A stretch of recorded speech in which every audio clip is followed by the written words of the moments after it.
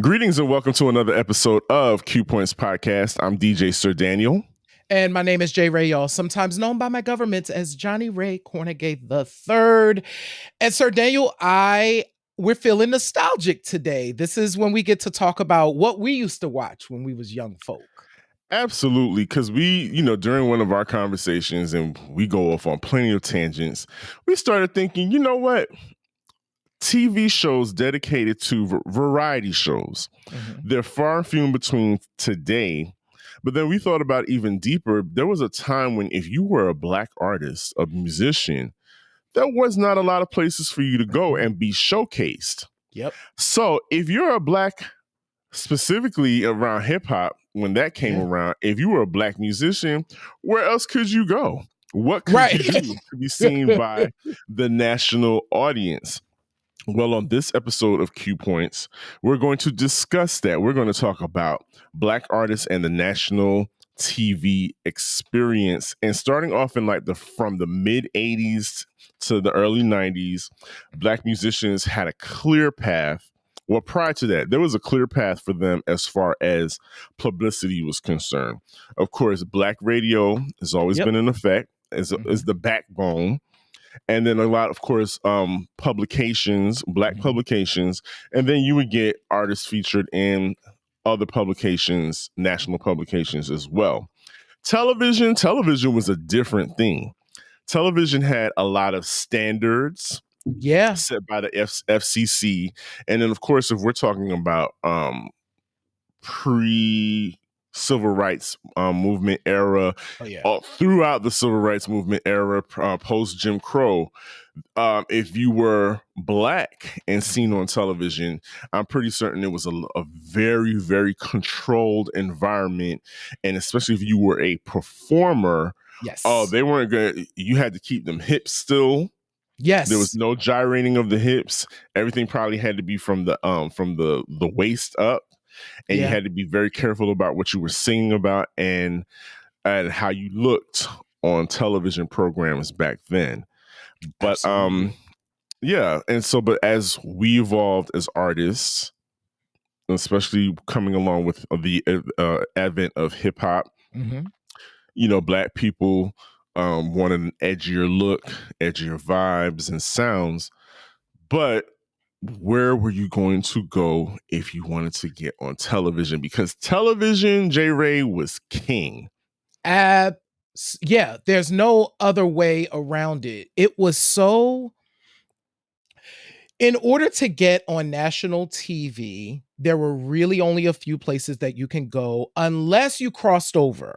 And you would have to cross over to a really major degree on the pop charts to really kind of be taken seriously in terms of white specific shows. Now, what's interesting is we're talking about national exposure, right?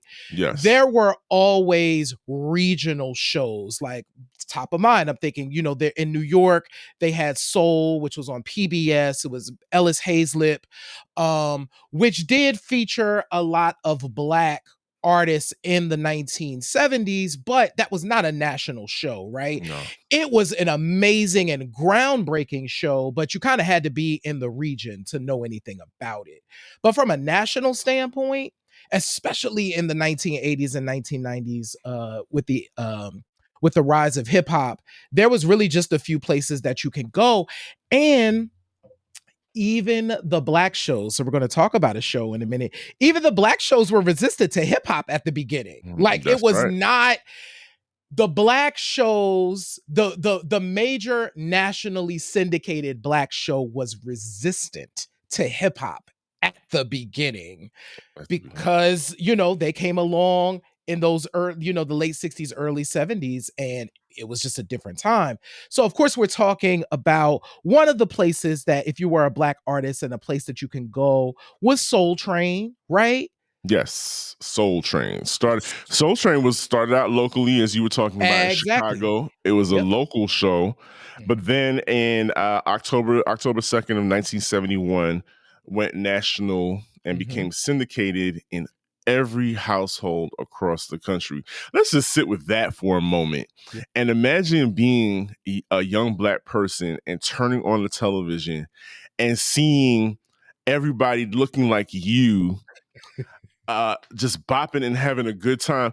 When I see those clips online, J. Ray, I have to real quick. When I see those clips online and say, I just love how everybody was bopping in syncopation, especially when like BT Express came on, do it till you're satisfied. Everybody was like, dun dun, moving in syndication, and it's those things that just stand out to me up and how beautiful Soul Train looked aesthetically. They had all the Black commercials, like the Afro Sheen Sheen. Why do we all think of Afro Sheen it's first? always Afro Sheen, and it makes you look like Cleopatra. All the things that we love, that we needed in as consumers as well back in the day. But you're right. Imagine coming up in the 60s and 70s, Don Cornelius is very suited and strict. And here come these hip hoppers. These hippity hops with their sneakers and chains. and God bless him, Don Cornelius interviewing rappers was always the funniest thing. So, Mr. Kool Moe Dee, with the very long microphone, Mr. Kool Moe Dee. What does the Moe Dee mean? I'm being facetious, but it was you could tell there was a disconnect between Don Cornelius and the uprising culture of hip hop. Yeah. But we still had a place to go. Yes. It was still an important place for someone on the come up to stop at Soul Train, because Soul Train is just a part of Black culture, and you have to go there. You have to be a part of that show. It's a part of your journey as an artist, a Black artist, is to be on Soul Train. Mm-hmm. Yeah, Soul Train. Soul Train ran for so long. It's crazy to think, y'all. Shamar Moore was a host of Soul Train for like a long time. Shamar You try to Moore. forget that, especially when he was dancing. Shamar Moore, who's always on your TV sets weekly, hosted Soul Train for a long time. At the same time that he was on like The Young and the Restless, or one of the, or The Bold and the Beautiful, whatever. But it's where we had to go, and such an important and iconic show. So we definitely wanted to lift that up. But now, so to that point, so Soul Train for me, Sir Daniel, I'm curious for you in New York and in the Atlanta area. For me, Soul Train came on Saturdays. So I got to see it after cartoons. So it would typically be like whenever cartoons ended. So either 11 or 12 before the Kung Fu Saturday, we would get an hour of Soul Train. When did Soul Train come on for you? So, as I've told you all on this podcast before, I grew up Seventh-day Adventist. So that's right. So I was always yanked to church on a Saturday morning, except for the few times that I got to stay home, or I played sick and got to stay home, and I would have to sneak and turn on the television to see the cartoons, like you were just saying, and to catch Soul Train. But you're absolutely right. I think it was the same. The timing was around the same. Okay. The format came on around noon after the cartoons. So yeah, because we're in the tri-state area. Yeah. So I don't think it was that different from where you were in Pennsylvania. But yeah, that's around the same time that it came on. But man, stealing those moments to see Soul Train, and by that time to see whoever the guest host would be, because like you said, you had your Shamar Moores, you had your Tashina Arnolds, and whoever was popping at the time would be a guest host on Soul Train. So Soul Train did a great job of passing down the baton when it came to having hosts and people being a part of the show. And Soul Train was a midday type of thing, right? Yes. It was a daytime type of show, but nighttime television was also popping. Nighttime television was, back in the day, you had your Dick Cavett's. Of course, you had Johnny Carson, who was the GOAT. Yes. And what's the other comedian? The Chin. Who is David Letterman?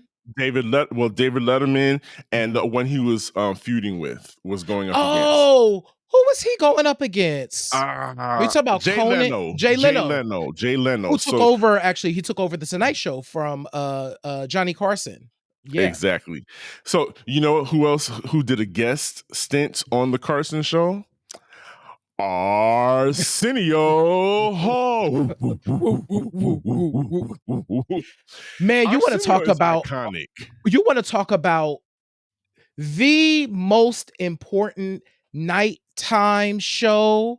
I feel like in TV history, there was nothing like the Arsenio Hall show in the late 80s and the early 90s. And shout out to our folks, They Reminisce Over You. They do a great show about the history of the Arsenio Hall show. Go check that out.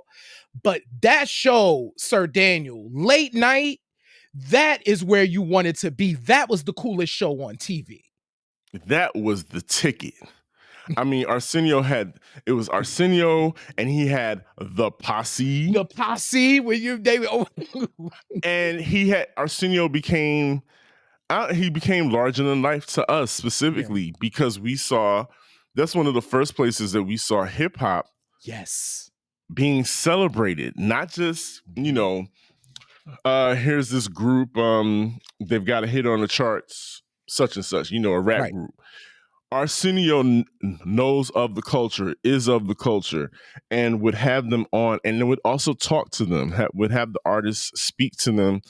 After the show, they would have an interview session, which a lot of artists didn't get. They just came and performed, and then that was it. But on Arsenio, you got to sit on the couch with him. You got to chop it up with him. You felt safe with him there.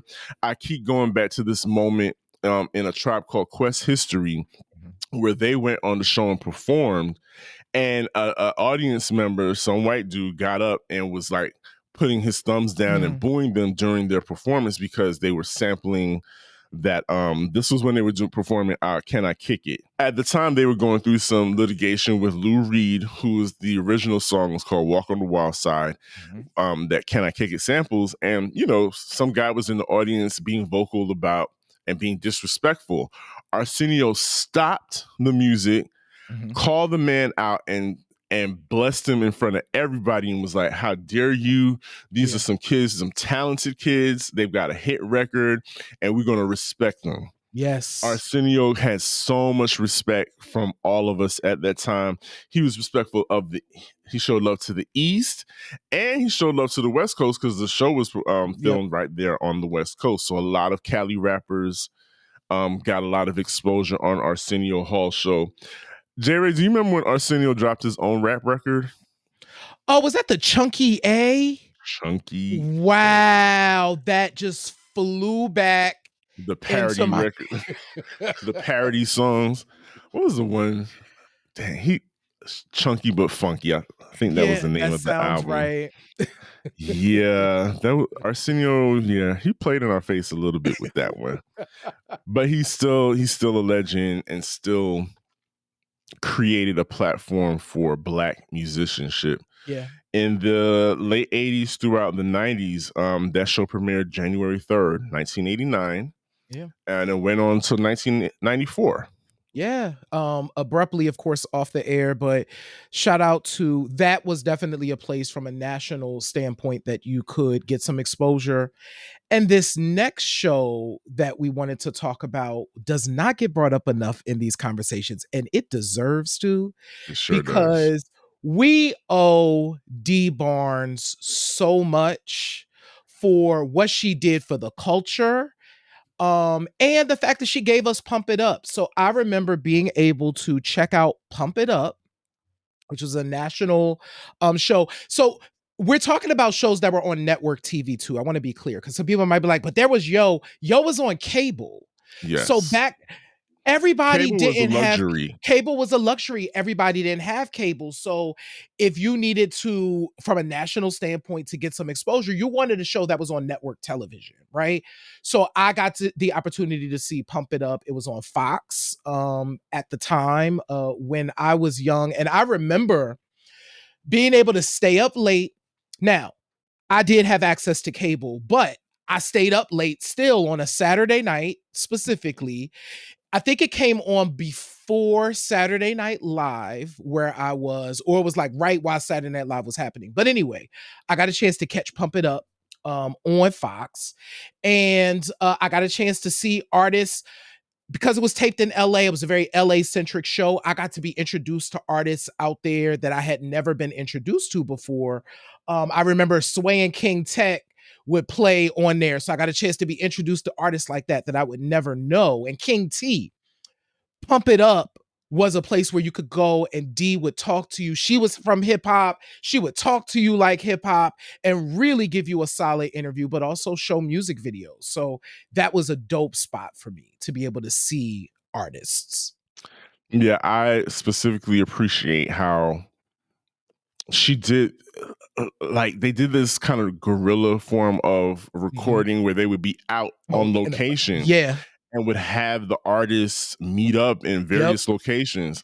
Like, we, ever since Dave from De La Soul passed away, you know, all the old clips kept resurfacing of them out in California meeting with her and them being out in some field somewhere, you know, talking about the albums and whatnot. And so it was a truly organic and fun time. And like you said, we need to give Dee Barnes her propers big time for doing that. You mentioned Pump It Up came on late on Saturday night. So in New York, Pump It Up came on after SNL and right before Showtime at the Apollo, which is the next syndicated platform that we're going to talk about. September 12th, 1987, Showtime at the Apollo goes nationally syndicated. But still late at night, but apparently we were all staying up late so we could watch Showtime at the Apollo. Showtime at the Apollo not only was a place for national recording artists to go on, but Showtime at the Apollo was like the original American Idol. Yeah. Oh, it really was, because the Apollo Amateur Night was famous and replicated so much. Even when you watch, even when you see the film Dreamgirls or talk about like Amateur Night, we were really all those years replicating what the Apollo Theater had been doing. So yeah, you're absolutely right. That was the original Black American Idol. You're right. And it had numerous guest hosts. We've spoken about Malcolm Jamal Warner being a guest host.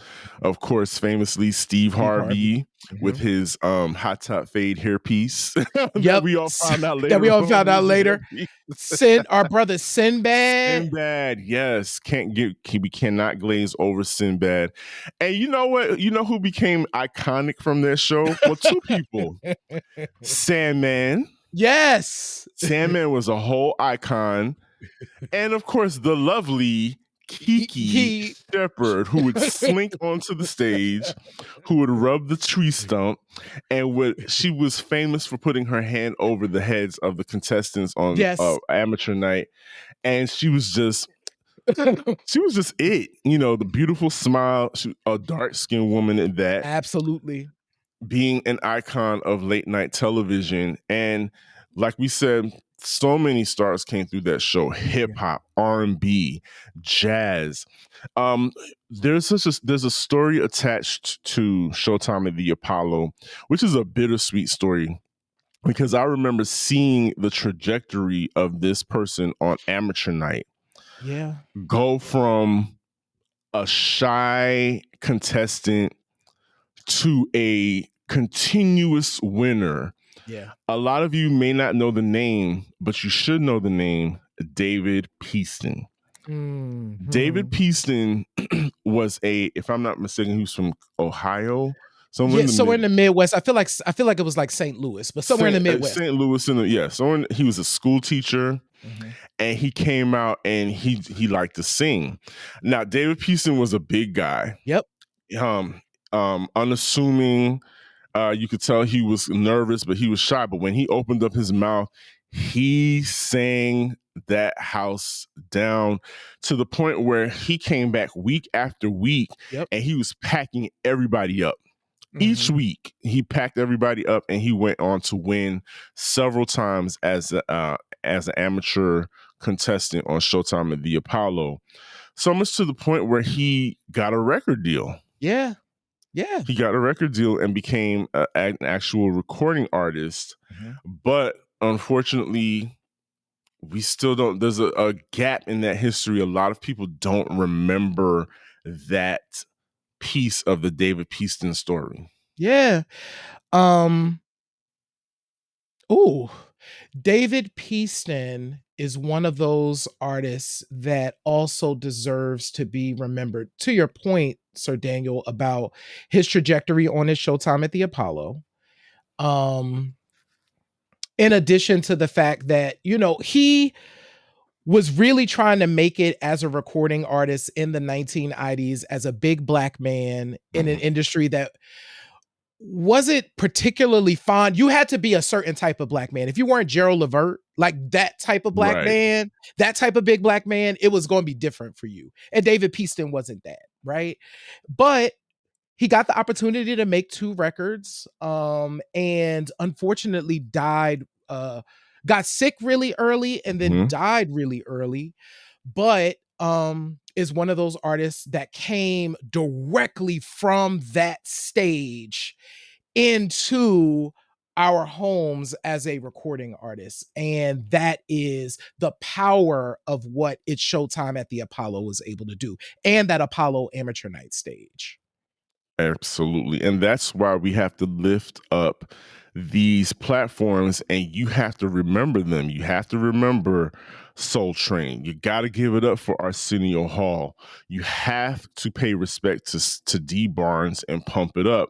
And we have to show love to Showtime at the Apollo, because without a lot of these shows, some of your favorite artists, iconic artists, legendary status artists would not have been seen on a nationally syndicated show.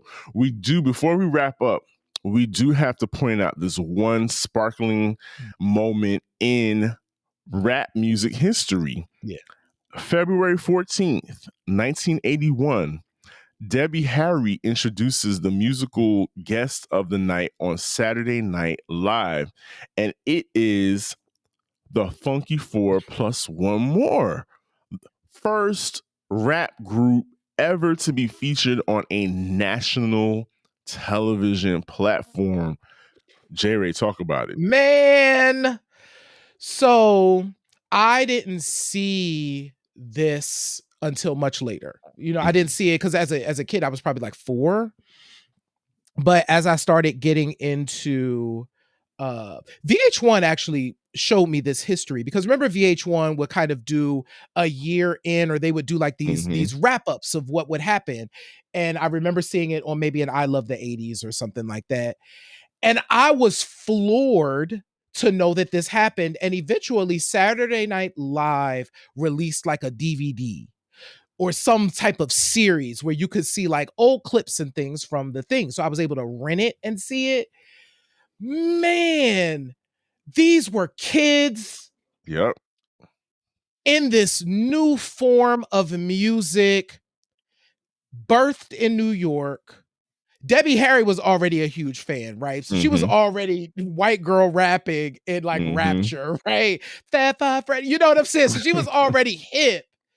And I'm sure she championed like, no, they need to be on the show. Yes. But the fact that you get to see these young men and this young girl who completely steals the show, rapping on stage, it reminded you how important representation was. Absolutely.